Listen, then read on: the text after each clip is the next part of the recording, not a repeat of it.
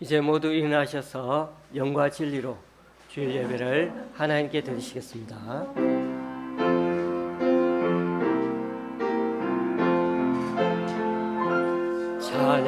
찬양하라 내 영혼아, 찬양하라 내 영혼아,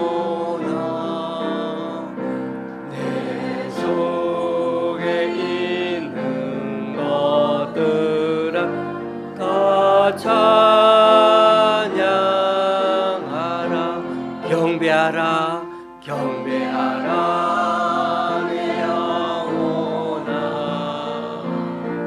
경배하라 내 영혼아, 내 속에 있는 것들아 다 경배하라. 감사하라 감사하라 내 영혼아, 감사하라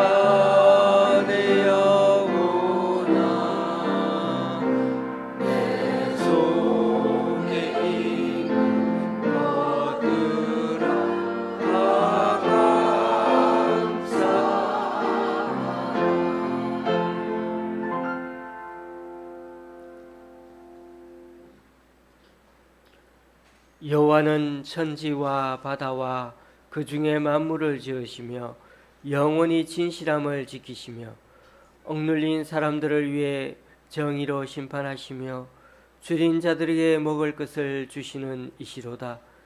여호와께서 나그네들을 보호하시며 고아와 과부를 붙드시고 악인들의 길은 굽게 하시는도다. 시온아, 여호와는 영원히 다스리시고 내 하나님은 대대로 통치하시리로다. 아멘. 사도신경으로 주님께 신앙 고백 올려드립니다. 전능하사 천지를 만드신 하나님 아버지를 내가 믿사오며 그 외아들 우리 주 예수 그리스도를 믿사오니 이는 성령으로 잉태하사 동정녀 마리아에게 나시고 본디오 빌라도에게 고난을 받으사 십자가에 못 박혀 죽으시고 장사한 지 사흘 만에 죽은 자 가운데서 다시 살아나시며 하늘에 오르사 전능하신 하나님 우편에 앉아 계시다가 저리로서 산 자와 죽은 자를 심판하러 오시리라. 성령을 믿사오며 거룩한 공예와 성도가 서로 교통하는 것과 죄를 사하여 주시는 것과 몸이 다시 사는 것과 영원히 사는 것을 믿사옵나이다. 아멘. 자리에 앉으셔서 찬송 6장 찬양하시겠습니다.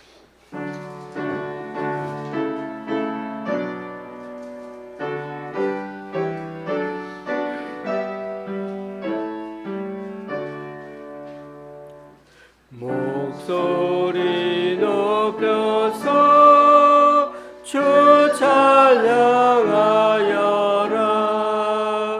영광과 권세와 존귀와 위엄을 오늘이 다스리시는 만왕의 왕께 돌려라.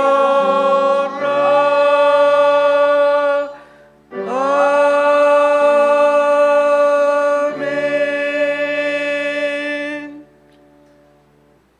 교독문 37번을 다 함께 교독하시겠습니다. 성경책 뒷면에 있는 교독문 37번입니다. 시편 91편입니다.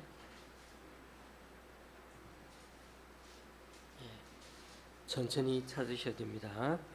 교독문 37번입니다.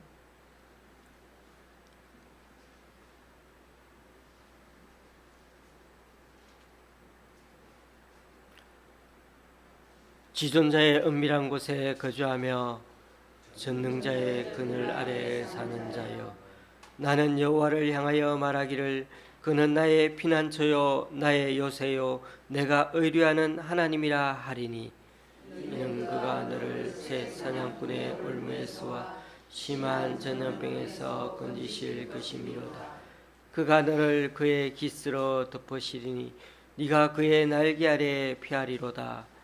그의 진실함은 방패와 소음 방패가 되시는 천명이 내 왼쪽에서 만명이 내 오른쪽에서 엎드러지나 네 대장이 내게 가까이 하지 못하리로다.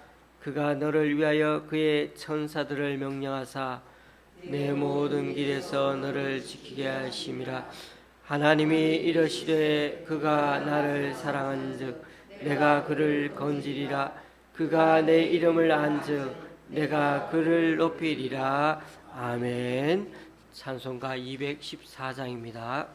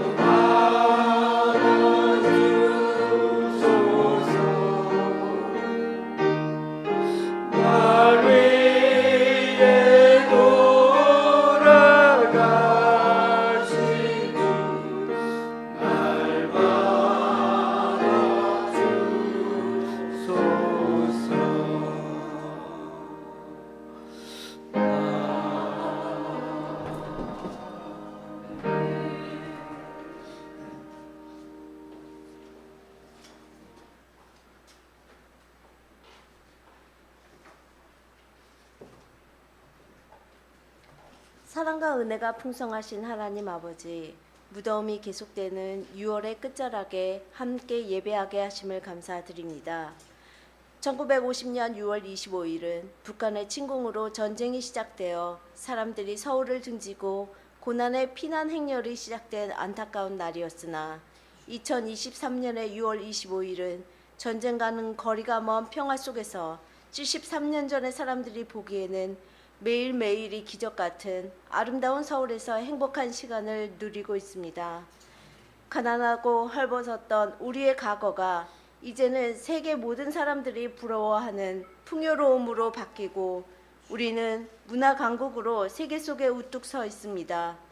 과거 어려웠던 시절을 잊지 않으면서 현재의 풍요로움을 현명하게 누리고 항상 이 평화로움을 주신 주님의 은혜를 기억하는 시간이 되도록 하여 주시옵소서. 지구상의 한편에서는 전쟁과 내전이 계속되고 있고 또한 같은 민족이지만 독재자의 행포로 고통받는 북한의 동포들도 있습니다. 고통받고 있는 저들에게도 은혜를 베풀어 주셔서 참된 평화가 찾아오게 하여 주시옵소서. 예배를 주관하여 주시고 말씀을 전하시는 목사님에게 성령의 은혜를 부어 주시고 듣는 우리에게도 열린 마음과 귀를 주셔서 주의 말씀을 새겨 듣고 세상에 나가 주의 사랑을 실천하는 주의 자녀 되게 하여 주시옵소서. 갈등과 미움이 가득한 세상 속에서 주의 사랑과 평화를 실천하는 주의 종으로 살아가도록 우리를 이끌어 주시는 예수님 이름으로 기도드렸습니다. 아멘.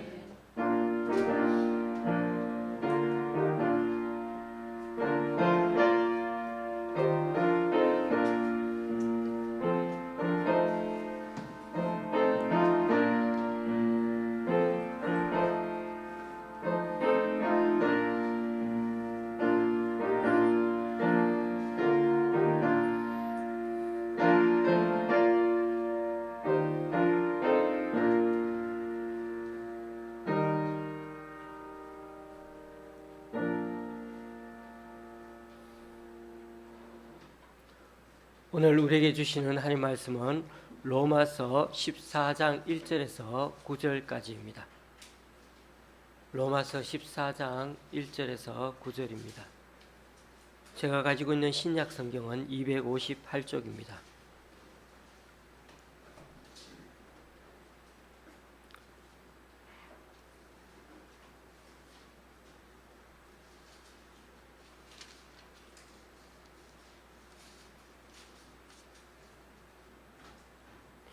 한 절씩 교독하실 때 마지막 절은 같이 읽도록 그렇게 하겠습니다.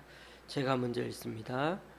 믿음이 연약한 자를 너희가 받되 그의 의견을 비판하지 말라. 어떤 사람은 모든 것을 먹을 만한 믿음이 있고 믿음이 연약한 자는 채소만 먹느니라.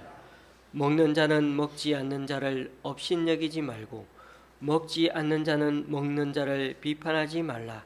이는 하나님이 그를 받으셨음이라. 남의 하나님을 비판하는 너는 누구냐? 그가 서 있는 것이나 넘어지는 것이 자기 주인에게 있음에 그가 세움을 받으리니 이는 그를 세우시는 권능이 주께 있음이라. 어떤 사람은 이 날을 저 날보다 낮게 여기고 어떤 사람은 모든 날을 같게 여기나니 각각 자기 마음으로 확정할지니라.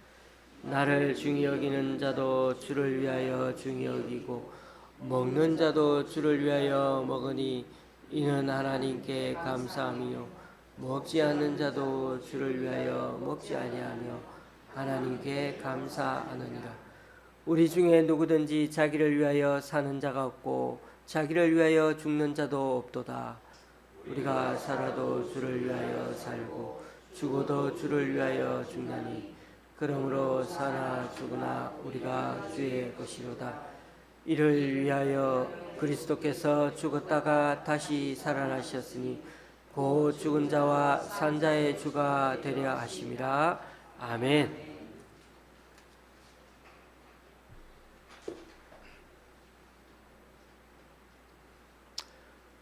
로마서와 관련해 이번 주 수요일의 마지막 부분을 설교하게 됩니다. 로마서는 복음의 이론편과 실천편으로 해서 두 부분으로 나눠질 수 있겠는데 그 기점이 12장입니다. 그러니까 11장까지가 어떻게 보면 바울식 복음에 대한 설명이 나오고 12장부터는 복음으로 사는 그런 실천적인 삶을 말해주고 있습니다.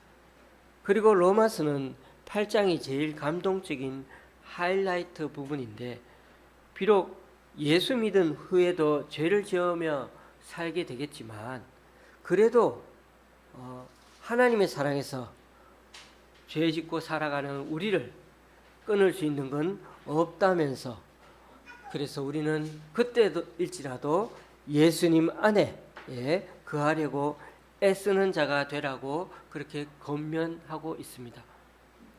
바울 사도는 하나님의 선택을 받았던 유대인들이 버림받은 것에 대해 매우 안타깝게 생각했습니다.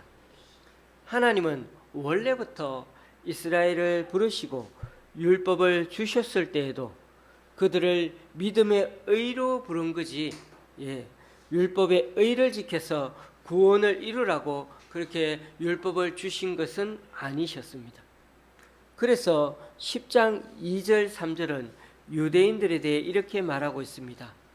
내가 증언하노니 그들이 하나님께 열심히 있으나 올바른 지식을 따른 것이 아니니라. 하나님의 의를 모르고 자기 의를 세우려고 힘써 하나님의 의에 복종하지 아니하였느니라. 그들이 모세 시대의 율법을 받고서 그 이후로도 1000몇백 년 그렇게 지날 때까지도 율법에 나오는 그 하나님의 의는 제대로 깨닫지 못하고 오로지 자기 의를 세우는 일에만 열중하였다는 것입니다. 곧 율법을 지키는 일에만 몰두하였다는 거죠. 율법에는 신경을 썼지만은 하나님이 원래 의도하신 그 마음을 제대로 깨닫지 못했다는 것이죠. 십계명 10개의 계명을 2134개의 율법으로 만들어 놓고는 그것을 지키는 일에는 온 힘을 기울여서 그렇게 세분적으로 지키려고 노력했습니다.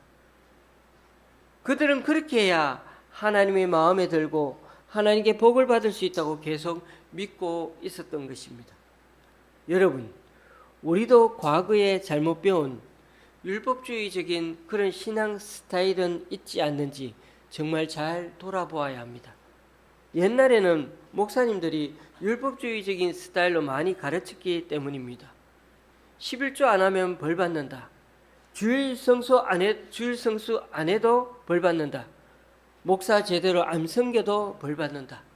특히 부흥사라는 분들이 집회온 목사님 도와준다면서 교회에 헌금 많이 하라고 강요한 일들이 참 많았습니다. 물론 부흥사 목사님들이 다 잘못은 아니지만은 하나님은 절대로 그런 분이 아니신데도 하나님에 대해 너무나 겁주는 식으로 신앙생활을 하게 한 것은 사실입니다. 이번에 로마서 말씀을 다시금 묵상하면서 하나님은 율법의 의를 요구하신 게 아니라 믿음의 의, 즉 예수 그리스도를 믿는 믿음에 더 굳건히 서 있어야 함을 잊지 말아야 하겠습니다. 여러분, 율법을 잘 지키는 것 같으면 나는 어떻습니까? 교만이 하늘을 찌르고 내가 잘 지키지 못하면 우리의 죄책감이 지옥까지 내려갑니다. 그러나 그런 우리의 행위와 노력으로 천국 가고 못 가게 되는 그런 결정을 하는 것이 아닙니다. 우리의 믿음의 대상이신 예수 그리스도 때문입니다. 예수님은 우리 죄 위에 저 음부 지옥까지 내려가셔야 했습니다. 그리고 인생의 가장 밑바닥까지 내려가셨어도 또한 부활하셔서 가장 높은 하늘까지 올라가심으로 우리 인생을 온전히 구원해 주셨던 것입니다. 12장부터는 우리가 하나님께 계속 믿음으로 살아가는 법에 대한 얘기입니다. 우리 몸을 하나님이 기뻐하시는 거룩한 산 제물로 드리며 살라고 하십니다. 제물은 살아있는 동물을 바치지만 잡아서 죽여서 그리고 찢어서 불태워 제단에 결국은 바치게 되는 것입니다. 그처럼 하나님께 우리의 삶을 온전히 바치려고 애쓰며 살라는 것입니다. 그리고 악을 미워하고 선에 속하려고 애쓰라고 하십니다. 피차 사랑의 빛 외에는 아무에게든지 아무 빛도 지지 말라고 하십니다. 왜냐고요? 남을 사랑하는 자는 율법을 다 이루는 것과 마찬가지이기 때문입니다. 이처럼 12장부터는 우리가 사는 사회에서 또는 교회 공동체에서 살아갈 때 그 삶의 태도와 모습들을 말해줍니다. 특히 오늘 14장에서 다루는 문제는 각 종교마다 다른 금기사항 같은 것에 대해서 얘기해주고 있습니다. 그러니까 종교마다 좀 금기사항이 하나씩 다 있죠. 불교도는 육식을 먹으면 안 되죠. 유대교와 이슬람 사람들은 돼지고기를 안 먹습니다. 우리 기독교인은요 다 먹는데요. 근데 술, 담배를 하면 안 된다고 합니다. 미국에는 보수적인 교회인데도 불구하고 교회에 흡연실이 따로 있고 복도에 잿더리가 놓여 있는 곳도 있다고 합니다. 흡연은 자유로운데 음주에 대해서는 아주 엄격한 교회도 또 있습니다. 그런데 음주에 대해서는 엄격하면서도 예수님이 마신 포도주에 대해서 허용하는 교회들도 있습니다. 예수님이 포도주를 많이 마셨다는 거죠. 예수님 시대에 바리새인들이 예수님을 어떻게 비방했습니까? 먹기를 탐하고 포도주를 즐기는 사람이라고 했죠. 좀 부드럽게 번역을 해서 그렇게 표현한 것이지 실제로는 예수님을 술 주승뱅이라고 그렇게 비판한 것입니다. 그런데 여러분, 술, 담배만 안 하면 정말 천국에 갈 수 있을까요? 그것도 아닙니다. 어느 기독교 잡지사에서 목회자를 대상으로 설문조사를 했는데 교회에서 문제를 잘 일으키는 사람은 누구인가? 라고 물었는데 1위가 40일 금식 기도한 사람, 2위가 철학기도 잘하는 사람, 3위가 신학 공부한 장로님 순이었다고 합니다. 저도 이 분석 데이터는 제가 확인한 건 아니지만은 어느 유명한 목사님이 말씀하신 것이어서 제가 그냥 인용해 보았습니다. 금식기도, 철학기도, 신학 공부는 모두 어떻게 보면 우리의 신앙 성장을 위해 하는 것입니다. 그런데 자신의 신앙 성장을 위해 쓰지 않고 남을 비판하고 정죄하는 데 사용하기 때문에 사실은 문제가 된다는 것입니다. 그러니까 술, 담배를 안 하면 사실은 참 중요하고 또 우리가 공동체에서 나누려면은 술, 담배 안 해야 우리가 어떻게 보면 함께 얘기가 나누기가 참 좋습니다. 그러나 이것 때문에 구원을 못 받는 것은 아닙니다. 금식기도, 철학기도 하면 좋겠지만 이것 때문에 구원받고 못 받고 결정되는 게 아닙니다. 11조와 헌금 생활도 마찬가지입니다. 그래서 사도 바울은 고린도 교회 교인들에게 말했지요. 무엇을 먹든 무엇을 마시든 주님의 영광을 위해 하면 된다고요. 여러분, 주님의 영광을 위한 거라면 술, 담배 많이 하시면 됩니다. 그런데 뭐부터 망가지게 될까요? 우리 몸부터 망가지게 되겠죠. 술, 담배 계속 하다 보면 50대 정도 되면 그때부터 이제 몸에 이상이 자꾸 생깁니다. 술 안 먹고 담배 안 피는 사람도 몸에 이상이 생기는 나이가 50대이지 않습니까? 그런데 우리의 몸은 주님이 거하시는 성전이시거든요. 그런 점에서 우리는 정말 주님의 영광을 위해서 살기 위해서 우리는 술과 담배를 계속해서 어떻게 하든지 절제하려고 노력하게 되는 것입니다. 오늘 본문에 보면 교회에 문제가 있는 듯합니다. 3절에 이런 말씀이 있습니다. 먹는 자는 먹지 않는 자를 업신여기지 말고 먹지 않는 자는 먹는 자를 비판하지 말라. 이는 하나님이 그를 받으셨음이라. 여기서 무엇을 먹고 무엇을 먹지 않는 것으로 이렇게 갈등이 생겨나고 있었을까요? 당시 시중에 파는 고기 육류들은 대부분 이방신들에게 바쳤던 것입니다. 그래서 밖에서 고기를 사가지고 싸다고 살려고 했더니 보니까 다 이거는 웬만하면 다 이방신들에게 제사 지냈던 그런 고기들이라는 것입니다. 안 그렇습니까? 이방신에게 바쳤던 고기를 먹을 때 신앙의 거리낌을 느끼는 사람들이 많지 않았겠습니까? 우리나라에서도 생각해 보십시오. 제사 때 사용한 음식 표가 났습니다. 저도 어릴 때 과일도 보면 아래 위가 조금씩 깎여 있죠. 다 음식들을 그렇게 잘라서 옆집에서 제사 드리고 난 음식을 누군가가 보내오면 그걸 먹어야 하나 마나 고민이 많았을 것입니다. 물론 저는 그때 예수님을 믿지 않아서 잘 먹었지만은 오히려 저는 어릴 때 제사 지내면서 살았기 때문에 제사 지내는 날이 포식하는 날이었습니다. 여러분 생각에 제사 음식을 먹지 않는 사람의 신앙이 더 좋습니까? 아니면 가리지 않고 먹는 사람이 더 좋은 사람일까요? 둘 다 어떤 마음으로 먹는 거냐 하는 것이 참 중요하다는 것이죠. 오히려 사도 바울이나 예수님은 말씀하시기를 음식은 가리지 말고 하나님이 일반원적으로 주신 거라고 먹는다면 그리지 말고 모든 것을 맛있게 먹으면 된다고 그렇게 말씀하고 있지 않습니까?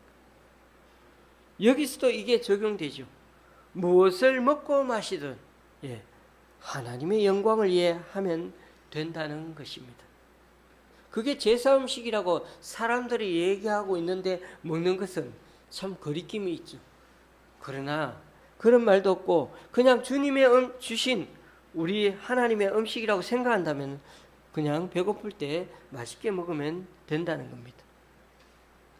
하나님은 하나님 위에 먹지 않든 하나님 위에 마시든 간에 이들 모두를 하나님은 다 그 사람들을 두 종류의 사람들 다 받으셨다는 것입니다. 그런 점에서 오늘 본문을 말씀을 우리들 현실로 가져와서 돌아보게 된다면 역시 술, 담배 문제와 관련이 있다 할 수 있습니다. 또 다른 여러 가지 우리의 차이점 나는 문화 차이가 나는 문제와 관계가 있다고 할 수 있습니다. 그래서 믿음이 연약한 자라는 표현을 사용하고 있습니다. 여러분, 술, 담배 문제는 천국 가고 구원받는 일에 관계없으니 계속 권장해야 할까요? 아닙니다. 모든 것이 가하나 모든 것이 유익한 것은 아닙니다. 주님을 위해 모든 것을 할 수 있지만 그렇다고 모든 것이 다 덕을 세우는 것이 아니라는 데 있습니다. 그러므로 이 술, 담배의 문제가 내 삶의 건강과 더불어 또한 이 공동체 사회에서의 덕을 세우는 것이냐 하는 문제를 살펴보고 살라는 것입니다. 그래서 고린도전서에 보면 누구든지 자기의 유익을 구하지 말고 남의 유익을 구하라고 말씀하셨습니다. 그렇습니다. 이것이 구원받지 않고의 문제는 아니지만은 그러나 우리 신앙 공동체를 또 이 사회에서 살아가는 데서 건덕을 세우고 또 자신의 건강을 세우기 위한 것에선 참 중요한 문제라는 것입니다. 믿음이 연약한 사람이 실족할수록 스스로 금하고 절제할 수 있어야 한다는 것입니다. 사도 바울이 초점을 맞추고 있는 것은 믿음이 연약한 사람들을 위한 배려입니다. 어느 정도 믿음이 있으신 분들은 이런 일로 믿음이 연약한 사람들을 무시하지 말아야 합니다. 그러니까 서로를 존중하는 태도가 필요하다는 것입니다. 5절에 보면 당시에 절기 지키는 문제 때문에 또 마음이 나눠진 사람들도 있었던 모양입니다. 결국 각각 자기 신앙 양심을 따라 그 절기도 또한 지키게 되는 것입니다. 오늘이 무슨 날입니까? 73년 전에 6.25 전쟁이 일어난 날입니다. 저처럼 전쟁을 안 겪어본 사람은 오늘이 그렇게 피부에 와닿지 않습니다만은 어릴 적이라도 전쟁 난리통에 있었던 분들은 그날을 절대 못 잊습니다. 그래서 북한 공산당을 절대로 싫어하는 것 아니겠습니까? 노인분들이 많은 교회에서는 6월 25일을 그냥 보내지 않고 목사님이 전쟁과 관련해 설교도 많이 하십니다. 절기와 기념일 지키는 문제도 이처럼 사람들마다 교회들마다 다 차이가 있을 수 있습니다. 그렇습니다. 우리는 무엇이 본질인가를 먼저 알아야 합니다. 본질을 정확히 알아야 그 다음에 비본질적인 것 때문에 서로 휘둘리지 말고 또 위축되지 말아야 하는 것입니다. 늘 가장 중요한 것을 바라볼 수 있어야 덜 중요한 것은 서로가 배려하고 이해할 수 있게 되는 것입니다. 그런데 여러분, 나도 믿음이 연약한 자라는 생각은 해보지 않으셨습니까? 신앙생활을 오래 했으니까 나는 그래도 믿음이 적은 것은 아니지. 어느 정도는 있겠지. 그런데 과연 그럴까요? 예수님의 제자들이 예수님을 거의 3년 가까이 따라다녔을 때의 일입니다. 예수님이 산에서 내려와서 보니 제자들이 귀신 들러 간질병에 걸린 아이를 치료하려고 하는데 귀신을 내쫓지 못하고 있었습니다. 평상시 같으면 그렇게 힘들이지 않고 했던 일인데 제자들 모두가 달려들어도 해내지 못했던 것입니다. 그러자 예수님이 말씀하시기를 이 믿음 없는 자들아 라고 그렇게 아주 호통을 치셨습니다. 그렇게 옆에 딱 예수님 옆에 딱 붙어 지내고 그렇게 같이 잠을 자기도 하면서 살아왔는데도 제자들의 믿음은 신기하게도 어떨 때는 참 믿음이 참 좋은 것 같다가도 또 어떤 때는 이처럼 없는 것처럼 주님의 책망을 듣게 되는 것입니다. 예수님이 오늘 밤에 내가 붙잡혀 간다고 했더니 다들 예수님과 함께 따라 죽겠느라고 외치던 그 제자들이었는데 십자가 못 박히실 때 다 주랭랑치고 말았습니다. 예수님의 제자들도 이 정도인데 저와 여러분의 믿음이 견고하다고 말할 수가 있겠습니까? 주님 보시기에는 우리 모두가 믿음이 연약한 베이비 같다고 할 수 있습니다. 우리를 너무나 사랑하셔서 우리를 보듬어 주고 계시고 우리를 지금도 잃을까봐 늘 눈동자처럼 보호하여 주고 계시기 때문에 우리가 여기에 있는 것입니다. 어제 저녁에 아내와 함께 산책 겸해서 합정동 홈플러스에 볼일을 보러 갔습니다.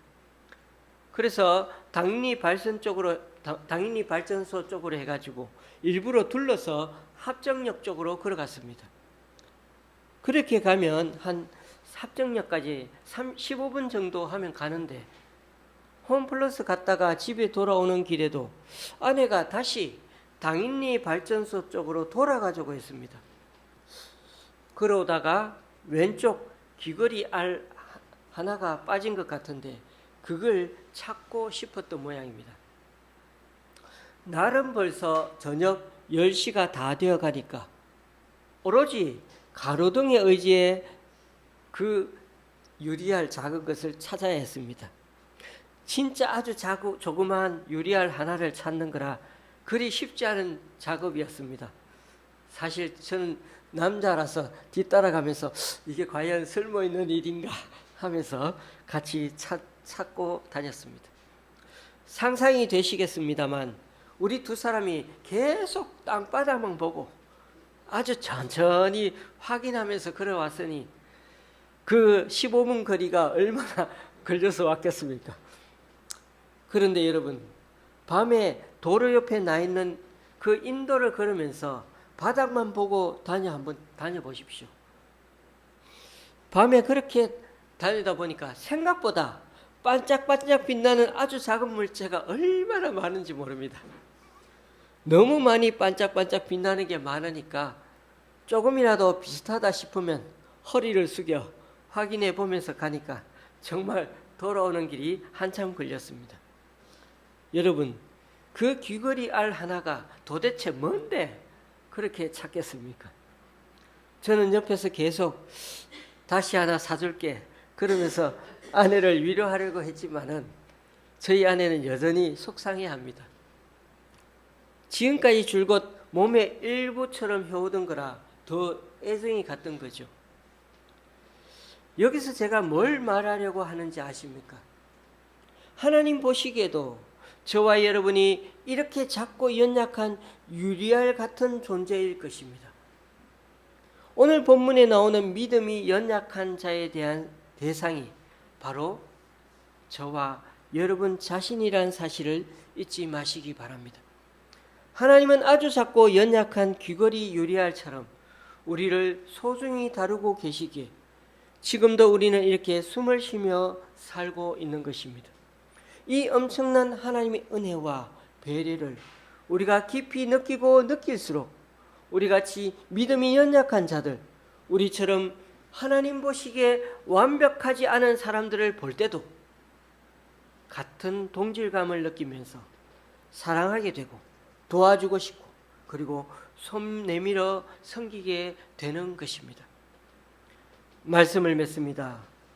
교우님들, 오늘날 이 시대 사람들은 교회 다니면서 신앙의 뻔한 모분 답안에 지쳐 있습니다. 하나님 잘 믿으면 복 받는다. 예수 믿으면 천당 간다. 그냥 외치기만 하고 가까이 가서 손 내밀지 않는다면 아무 소용이 없습니다. 그저 울리는 꽹과리에 지나지 않습니다. 그런 수많은 말들과 설교에 더는 귀 기울이려 하지 않습니다. 그렇다고 하나님의 사랑이 필요치 않는 건 아닙니다. 아니, 모두 다 사실은 이 시대에 은혜에 굶주려 살고 있습니다. 주님의 은혜, 주님의 사랑을 실제로 경험하기 원하는데 정작 그 따뜻한 손을 내미는 사람은 별로 없다는 것입니다. 인생의 답을 가지고 와서 함께 그 문제를 풀어 가보자며 말을 건네는 사람들이 많지 않다는 것입니다. 여러분, 생명의 본질은 서로에게 의존할 때 나타납니다. 하나님은 사람을 외롭게 혼자 살도록 창조하지 않으셨습니다. 너 없는 나는 없습니다. 네가 있어서 내가 있습니다. 상대를 알기 위해서는 그의 자리에 서보지 않으면 안 됩니다. 우리들은 그런 면에서 하나님의 사랑을 이미 경험해 본 사람들입니다. 우리를 살리려고 독생자 아들을 보내셔 죽게 하시고 그 피로 우리를 사함받게 해 주셨습니다. 또한 우리를 자녀 삼아 아버지로 부르게 하시고 하나님 나라의 상속인이 되게 해 주셨습니다. 예수님은 우리를 위해 친히 인간의 몸을 입고 이 세상에 오셨습니다. 그리고 우리의 질고를 대신 지셨습니다. 그뿐만 아니라 지금도 우리 마음에 성령님이 와 계셔서 이 세상에 사는 동안 죄를 이겨내도록 친히 지금도 도와주고 계십니다. 이 사랑, 이 은혜가 얼마나 큽니까? 저와 여러분이 이 놀라운 주님의 사랑과 은혜, 혜택들을 누리며 사는 자에게 우리도 우리 주변의 사람들, 나와 뭔가 조금 사는 방식이 달라도 이제는 본질이 아니면 관용할 수 있으면 좋겠습니다. 비본질적인 것에 집착하다가 정말 중요한 것을 놓치는 일이 없어야 하겠습니다. 그리고 나의 일에서만 머물던 그 시선이 이제는 하나님 나라로 향할 수 있어야 하겠습니다. 내가 당하고 있는 일이 제일 중요하고 내가 경쟁에서 승리하는 게 더 중요했던 것에서 벗어나 이제는 눈을 들어 하늘을 바라보면서 살아도 주를 위하여 살고 살아도 주를 위하여 죽는 심정으로 사는 자 되기를 원합니다. 그 일이 다름 아니라 우리 주변에 연약한 사람들을 세워가고 섬기는 일임을 믿고 주님의 눈으로 보면 나와 같이 연약한 사람들, 위로가 필요하고 도움이 필요한 사람들과 함께 즐거워하고 함께 울며 살아가는 그런 주님의 공동체가 다 될 수 있기를 예수님의 이름으로 간절히 축원합니다.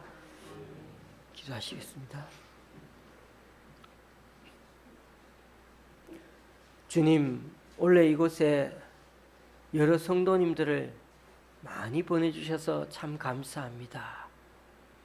비록 다양한 신앙의 배경과 칼라를 가진 우리들을 또한 불러주셔서 함께 하나님 나라를 섬기게 해주시니 얼마나 기쁜지 모르겠습니다. 그런 점에서 하나님이 우리에게 교회를 주신 뜻은 각 지체들이 서로의 얼굴을 비춰주는 거울이 되어주고 영혼의 숫돌이 되어서 서로의 무뎌진 마음을 갈아주라는 주님의 뜻임을 알게 됩니다. 하나님은 오늘도 주님의 이름으로 모이는 교회가 모든 피조물들이 조화를 이루면서 살아가는 새로운 세상의 모델이 되기를 원하고 계심을 압니다. 특별히 약육강식, 무한경쟁이라는 아주 살벌한 말들이 오가는 이 시대이지만 그럴수록 돈의 많고 적음이나 사회적 신분의 높고 낮음을 떠나서 모두가 서로를 존중하고 사랑하고 돌보는 그런 사랑의 세상이 가능하다는 것을 이곳에서 보여주는 그런 교회가 되게 하여 주시옵소서. 살아갈수록 힘들고 연약한 지체들도 있습니다. 아프다, 사는 게 힘들다 말하는 내 앞의 사람들에게는 특별한 이해력이 필요한 것이 아니라 그저 열려있는 귀와 열려있는 마음 그 자체만 해도 되기에 우리 모두 더 몸을 낮춰 함께 주님의 나라를 이곳에서 함께 세워나가는 우리 각자가 되게 하여 주시옵소서. 예수님의 이름으로 기도드리옵나이다. 아멘. 찬송가 487장입니다.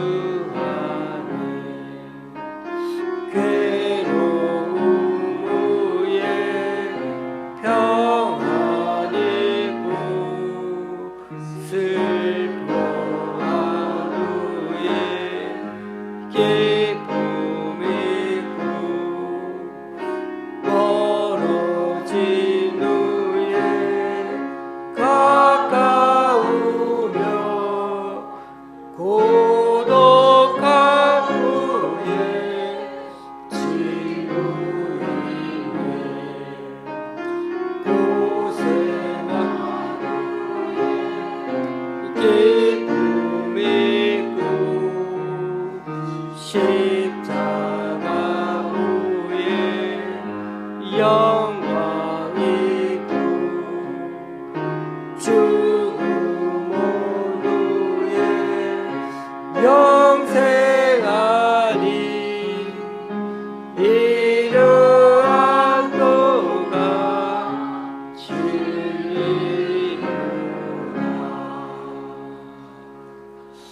아멘. 송이 있는데 이 시간 우리 정경숙 성도님 나오셔서 우리 교회 처음인데 특송하도록 하겠습니다. 자, 나오세요.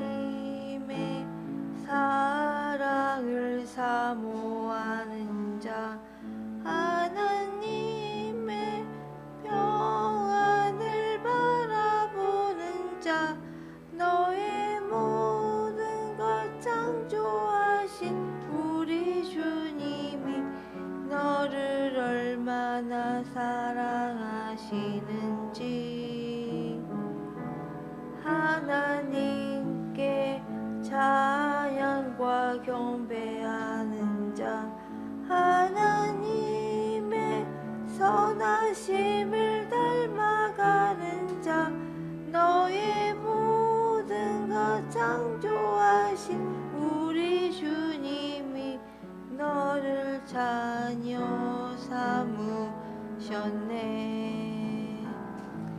하나님 사랑의 눈으로 너를 어느 때나 바라보시고 하나님 인자한 귀로서 언제나 너에게 기울이시니 어두움에 밝은 빛을 비춰주시고 너의 작은 신음에도 응답하시니 너는 어느 곳에 있든지 주를 향하고 주만 바라볼지라. 하나님 사랑의 눈으로 너를 어느 때나 바라보시고 하나님 인자한 귀로서 언제나 너에게 기울이시니 어두움에 밝은 빛을 비춰주시고 너의 작은 신음에도 응답하시니 너는 어느 곳에 있든지 주를 향하고 주만 바라볼지라. 주만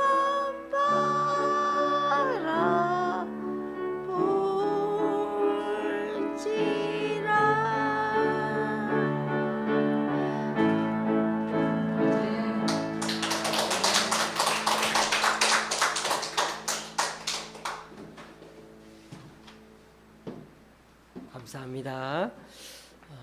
우리 다 같이 일어나셔서 하나님께 예물을 봉헌하시겠습니다.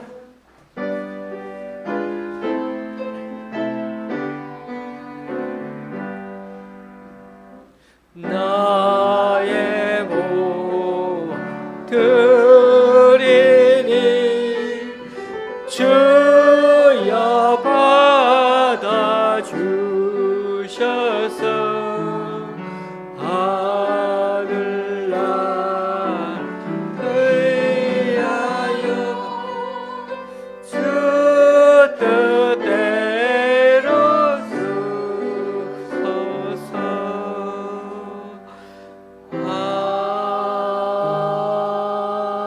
아멘.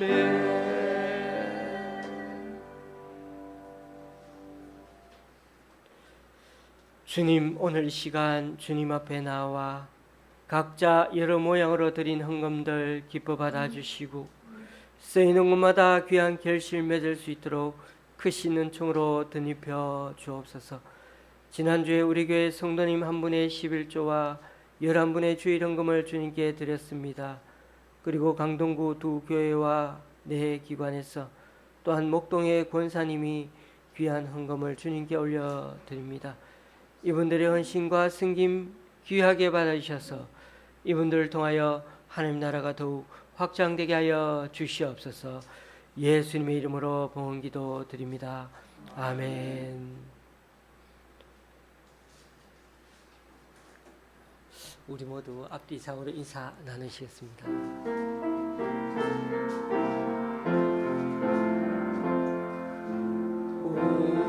우리에게 양하신 여호와의 인자하심이 크고 크도다 크시도다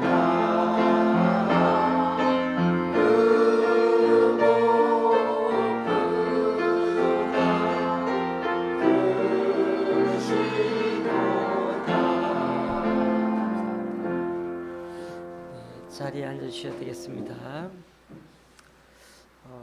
이번 주부터 본격적인 장마가 시작된다고 합니다.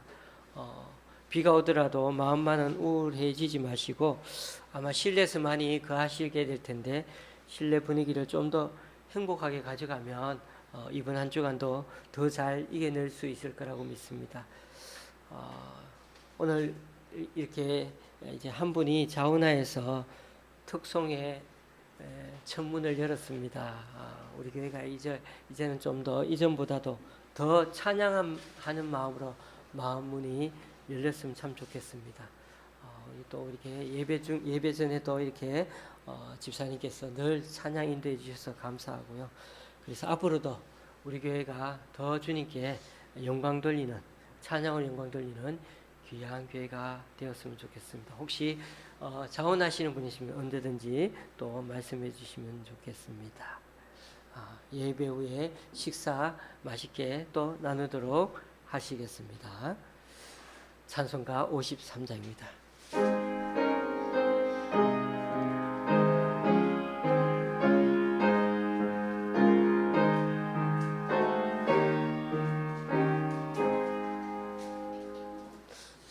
성전을 떠나가기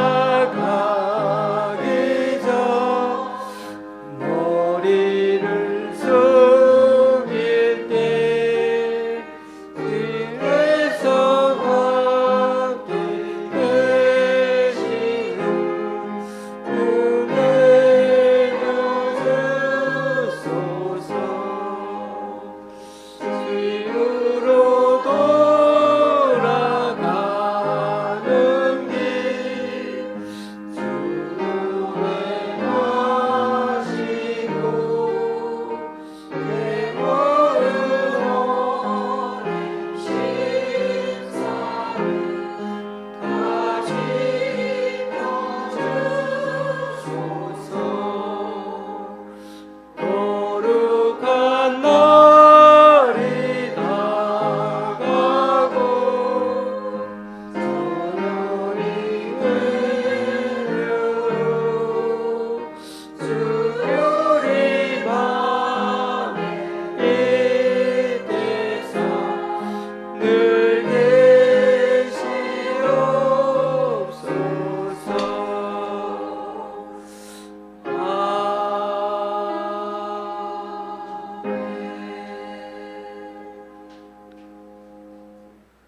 우리 주 예수 그리스도의 은혜와 하나님 아버지의 크신 사랑과 성령님의 교통 교제케 하심이 오래 믿은 이도 이제 주님을 알아가는 이도 너도 나도 주님 보시기에는 아주 자그마한 귀걸이 알 하나같이 연약하고 소중한 존재이기에 앞으로도 함께 섬기며 함께 세워가길 소망하는 여기 모인 우리 좋은 시학교의 성도님들과 그 가정 위에 이 시간 함께 예배하러 온 모든 분들 위해, 그리고 또 특성으로 주님께 찬양으로 영광 돌린 우리 정영숙 성도님 위해, 또 각자 여러 사정으로 교회에 나오지 못하는 성도님 위해 이제부터 영원히 함께 하시기를 간절히 축원하옵나이다. 아멘.